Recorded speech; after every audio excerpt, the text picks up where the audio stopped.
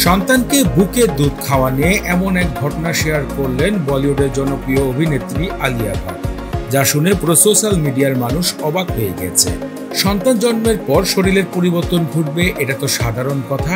সাধারণভাবে যে কোনো নায়িকাই যত চেষ্টাই করুক না কেন তাদের শরীর সামান্য মোটা হয়ে যায়।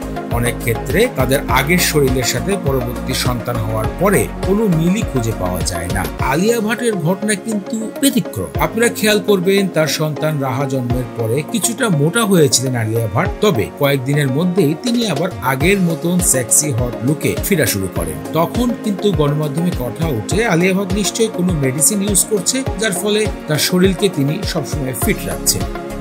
কিন্তু সম্প্রতি কাজল এবং টুইঙ্কেল খান্নার এক অনুষ্ঠানে এসে আলিয়া ভাট গণমাধ্যমকে এমন একটি বিষয় জানিয়েছে, যা জানার পর সোশ্যাল মিডিয়ার মানুষ পুরো হুমড়ি খেয়ে পড়েছে যে আসলে কি আলিয়া ভাট কথাটি সত্যি বলেছে। গণমাধ্যমে আলিয়া ভাট বলেন যে সন্তান হওয়ার পরে তিনি কখনোই কোনো কৃত্রিম মিল্ক ব্যবহার করেননি তার সন্তানের জন্য। নিজের স্তনে দুধ পান করিয়েছেন সন্তানকে, আর এর কারণে তিনি পুরো ফিট রয়েছেন। তার কাছে মনে হয়েছে মা সন্তানকে নিজের স্তনে দুধ পান করাবে, এতে সন্তান এবং মা দুজনই সুস্থ থাকবে, এমনটাই গণমাধ্যমে প্রকাশ করেছেন।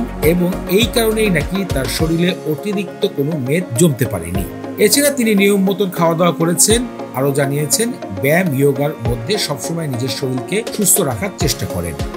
2022 সাল 14 এপ্রিলে বলিউডের অন্যতম সুদর্শন পুরুষ সুদর্শন নায়ক রণবীর কাপুরকে বিবাহ করেন আলিয়া ভাট। তাদের ঘরে ঠিক তার 1 বছরের মাথায় নতুন সন্তান রাহা চলে আসে, আর রাহাকে নিয়ে রণবীর কাপুর খুবই খুশি আছেন। অনেকেই বলে রণবীর কাপুরের মার মতন চেহারা তার ছোট্ট কন্যা রাহার রয়েছে। সম্প্রতি এমন একটি তথ্য গণমাধ্যমে দিয়েছেন, যার ফলে পুরো সোশ্যাল মিডিয়ার মানুষ আলিয়া ভাটের এই বিষয়টিকে নিয়ে বেশ আলোচনায় মেতে উঠেছে।